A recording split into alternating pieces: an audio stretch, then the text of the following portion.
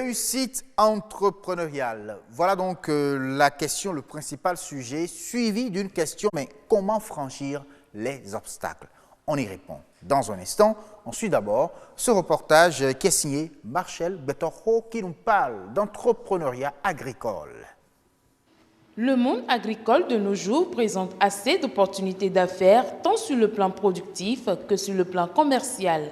L'arrivée des nouvelles technologies a permis d'offrir aux producteurs un plateau technique adéquat dans la chaîne de production. Dans un contexte pareil, l'entrepreneuriat agricole devient alors un modèle à adopter. Le chômage galope et c'est avec un cœur très dur que nous voyons nos jeunes qui finissent et qui veulent attendre d'avoir un contrat ou bien un travail pour être salarié.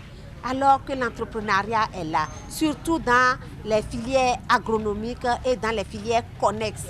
Sur le plan professionnel, nous espérons que, au fur et à mesure que les salons vont se répéter, que un plus grand nombre de jeunes femmes sorties de l'université ou bien de jeunes hommes sortis de l'université vont s'installer et également cela leur permet de pouvoir se prendre en charge et de pouvoir devenir des entrepreneurs à vrai titre.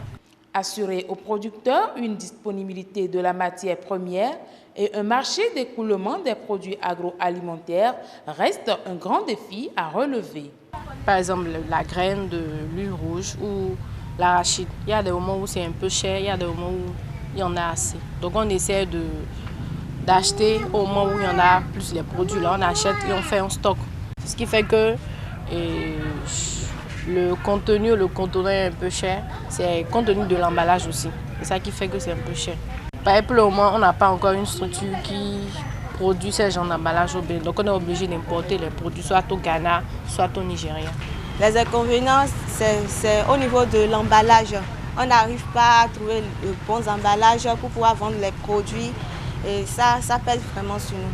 Toutefois, des sensibilisations doivent encore aller à l'endroit de certains jeunes qui peinent à percer le monde de l'entrepreneuriat agricole au Bénin.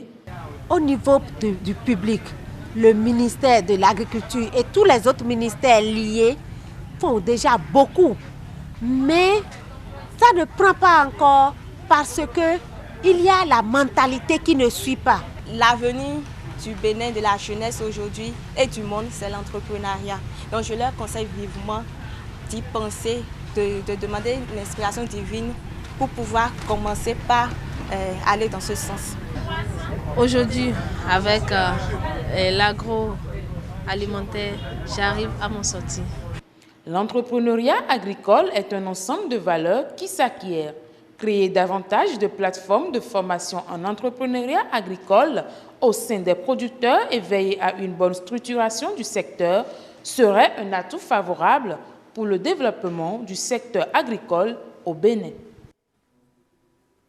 Oui, des obstacles, il y en a partout, je dirais même dans tous les secteurs de l'entrepreneuriat au Bénin, mais comment les franchir? Quelques astuces pour vous ce soir de la part de M. Maxime Toklo. Bonsoir. Bonsoir. Merci beaucoup d'avoir accepté notre invitation. C'est un plaisir d'être avec vous.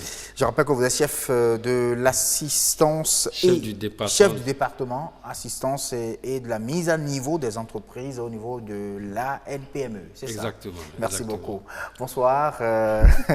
Fulgencia. Bonsoir Asioma. Comment ça va? Ça va bien. J'aime bien votre votre aspect naturel ce soir. Ouais. J'ai pris des cours à Sioma. Ah ouais, je vois, mais super. On t'en parlait du nude, donc je prends des cours. Ah oui, tranquillement, ça se voit. Ok, c'est bien, de jour en jour, on voit combien vous êtes naturel et belle dans votre naturel. Bon, je le dis avec la permission des clés de droit. Allez, on passe à notre sujet. On parle bien sûr d'entrepreneuriat. Oui. Comment réussir, comment franchir en fait des obstacles là, parce que les obstacles, on en rencontre à toutes les étapes. C'est vrai, aujourd'hui, il y a assez de jeunes qui veulent quand même s'y essayer dans le domaine. Et la bonne nouvelle aujourd'hui, c'est qu'on peut y arriver. On peut réussir. Et c'est pour ça d'ailleurs qu'on a invité M. Maxime Toklo. Bonsoir, monsieur. Bonsoir. Alors aujourd'hui, dites-nous, vous pouvez déjà l'affirmer, les jeunes entreprennent de plus en plus. Oui, on peut constater qu'il y a de cela 10 ans, par rapport à maintenant, on note quand même beaucoup d'initiatives de la part des jeunes on constate qu'il y a beaucoup d'efforts qui sont faits. Et déjà, au niveau de nos universités, on constate qu'il y a des initiatives pour doper un peu les capacités entrepreneuriales des jeunes. On constate que beaucoup de jeunes, déjà, prennent des initiatives depuis l'université. Et ça veut dire que les données sont en train de changer. Mais il faut avouer que ce n'est pas encore suffisant. Quand on sait déjà un peu comment se présente le secteur de l'emploi au Bénin, quand on sait que beaucoup de jeunes encore souffrent de sous-emploi ou de chômage, eh bien, il y a bien des raisons d'encourager que cela aille davantage. Parce que si on veut résorber la question du chômage, il faut créer des milliers et des milliers d'entreprises chaque année. Et c'est vrai, mais aujourd'hui, il y a assez de contraintes qui sont liées à la réussite entrepreneuriale. Oui, il n'y a pas d'activité sans contraintes. Il en est de même pour l'activité entrepreneuriale. Il y a des contraintes et il y en a de tout genre. Déjà, depuis le noyau familial, dès votre enfance, eh bien, ce n'est pas toujours évident de trouver des familles où on encourage le jeune à entreprendre. Donc, la première contrainte déjà vient de là. Et vous évoluez dans vos études. C'est souvent la Exactement. Et on veut même, aucun parent ne veut voir son enfant, après avoir dépensé des millions pour qu'il réussisse les études, se mettre dans de petites activités, à entreprendre et à chercher à réussir tout seul. On préfère qu'il aille chercher l'emploi quelque part, qu'il gagne dans l'espoir que d'ici là, il sera nommé à un poste, il va occuper un poste de direction. Tout le monde aspire à ce que son enfant devienne directeur. Donc, on ne veut pas voir l'enfant entreprendre, c'est déjà le premier obstacle. Et au-delà de cet obstacle, il y a déjà au niveau scolaire, universitaire, que notre formation ne nous formate pas à faire de nous de véritables entrepreneurs. Et au cours de nos formations, il faut remarquer tous les jeunes aujourd'hui qui créent des choses, qui fabriquent des choses. Vous allez constater que la plupart n'ont pas créé parce qu'ils ont fait l'université, non. Ils ont créé parce qu'ils sont allés apprendre à créer ailleurs, pour la plupart du temps.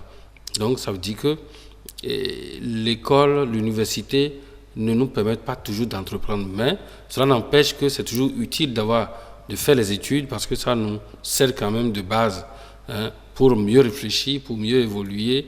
Ça nous permet d'avoir une ouverture d'esprit et d'avoir une facilité d'accès à la connaissance par rapport aux autres. Il faut aller aussi se faire former. Absolument. Absolument. Il faut mettre un accent sur la formation. Donc, l'obstacle lié à la formation, au type de formation qu'on reçoit, est un obstacle qu'il faut pouvoir lever à travers des formations complémentaires, à travers des aptitudes qu'on doit acquérir lorsqu'on décide d'entreprendre.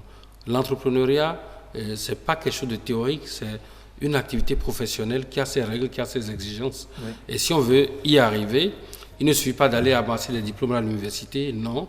Il faut aller surtout vers ces personnes-là qui ont entrepris, ces personnes qui ont réussi, pour voir comment elles procèdent pour y arriver.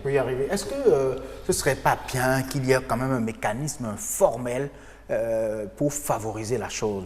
Oui. Le fait de si on veut mettre en place un mécanisme formel, il faut commencer depuis le noyau familial.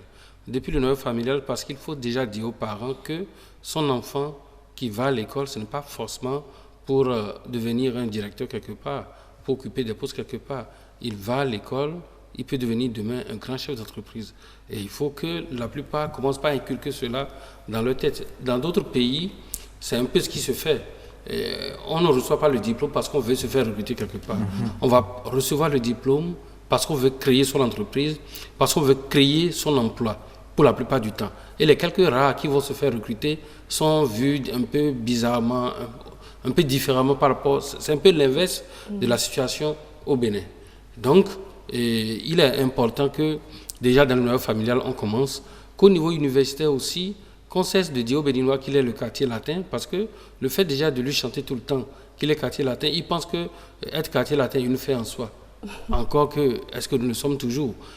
Être quartier latin ne veut pas dire qu'il faut amasser les diplômes et ne pas en faire quelque chose de concret. En fait, je parlais des obstacles qu'il faut franchir. Vous avez proposé, par exemple, que les jeunes aillent voir ceux qui ont de l'expérience dans le secteur. Oui. Et je me disais, est-ce qu'il ne faut pas créer un mécanisme formel pour permettre aux jeunes d'aller de facilement? Il y a des possibilités. Par exemple, les systèmes d'incubation, les mentoring, ou des mentors, ceux qui déjà sont dans l'activité, acceptent donc de devenir mentors pour ceux qui veulent y aller, ou des entreprises qui existent déjà et qui ont fait déjà des expériences acceptent d'incuber des petites entreprises qui sont en création, de sorte à leur faire gérer leur entreprise sur leur site, dans leur milieu et à progressivement les libérer. Cela se passe un peu, vous allez voir, il y a des gens qui apprennent les métiers de coiffure, de couture et autres, et à la fin de leur diplôme, ils passent un temps pour dire merci au patron. C'est un peu le langage qu'ils utilisent. Oui. Ce temps de merci au patron, c'est une sorte d'incubation aussi. Et vous allez aussi remarquer que certains, après le merci, restent encore un temps, ils travaillent avec les équipements du patron, ils gagnent quelque chose, mais ils payent une partie de ce qu'ils gagnent à leur patron. De sorte que c'est une sorte d'incubation. Ça leur permet, tout en étant déjà compétents, qualifiés pour bien travailler, ça leur permet d'expérimenter leur capacité à réussir en gestion, en management de l'entreprise. De sorte que lorsqu'ils quittent cette entreprise-là, ils sont plus aptes pour réussir. Et les données statistiques montrent d'ailleurs que ceux qui réussissent mieux, ce sont ceux-là qui n'ont pas fait de hautes études. Alors, Monsieur Toklo, parfois c'est la peur de l'échec et on se dit, mais si je laisse tout, j'abandonne tout et je m'y essaie et puis ça ne marche pas, on a peur. Comment savoir que l'idée qu'on a est une bonne idée? Oui, et d'abord la première des choses, dans les étapes du processus de création de l'entreprise, il faut avoir d'abord soit même une forte motivation. Si vous n'êtes pas motivé pour une idée entrepreneuriale donnée, l'idée ne pourrait pas être bonne. L'idée qui est bonne pour Ali, par exemple, n'est pas forcément bonne pour Jean, parce que Ali est motivé pour quelque chose et Jean est motivé carrément pour autre chose. Donc, la première des choses, c'est la motivation. Est-ce qu'on est motivé pour l'idée? La deuxième chose, c'est que l'idée doit être formulée de façon très simple, de façon très facile à comprendre. Si on énonce l'idée devant quelqu'un, il doit pouvoir comprendre ce qu'on veut faire. Il ne faudrait pas que l'idée suscite beaucoup de questions et qu'on commence par se demander mais comment il va faire, de quelle manière il veut procéder. Non. Quand je donne un exemple, je veux produire de la papaye bio à Alada, je crois que c'est assez simple. Tout le monde sait que produire de la papaye, ce n'est pas de la papaye conventionnelle, c'est de la papaye bio. Donc je ne veux pas utiliser des produits chimiques, je veux produire à Alada. C'est assez simple, c'est assez clair. L'idée doit avoir une formulation aussi simple. Et l'idée aussi doit répondre à un certain nombre de principe de marché, qui est le tout premier, c'est-à-dire, est-ce que le besoin existe? Si le besoin existe, c'est bien, mais si le besoin n'existe pas, ce n'est pas la peine d'avancer. Quels sont les clients? Donc, le besoin est là, c'est vrai, mais de façon spécifique, je dois connaître les clients, ceux à qui je veux vendre mon produit ou mon service en matière d'idées d'entreprise, et je dois pouvoir caractériser le client. Qu'est-ce qu'il aime, ce client? Quelles sont les spécificités, les caractéristiques de ce qu'il aime? Quelle est même parfois sa religion? Parce que la religion peut déterminer le type de produit que je veux mettre sur le marché. Je donne un exemple. Vous n'allez pas produire de la viande de porc pour des musulmans. Vous savez qu'ils n'en mangent pas. Ça, c'est évident. Donc, en fonction des caractéristiques du client avec qui je vais aller, je sais ce que je veux produire. Et le comment aussi. Comment je veux vendre mon produit? Il faut également répondre à cette question. Est-ce que c'est en ligne ou bien est-ce que c'est en ligne? Est-ce que c'est en gros? Est-ce que c'est en détail? Voilà. Est-ce que je veux rester au champ pour que les gens viennent acheter chez moi? Est-ce que je vais amener au marché de gros? Est-ce que je vais aller sur le détail? Tout cela fait partie des paramètres qui vont permettre de déterminer si l'idée est bonne ou pas. Ok. Merci beaucoup à vous, monsieur Toklo. À très très bientôt. Oui. Et merci à vous aussi. Fugensia. Merci à Sioma. Ouais. À très bientôt.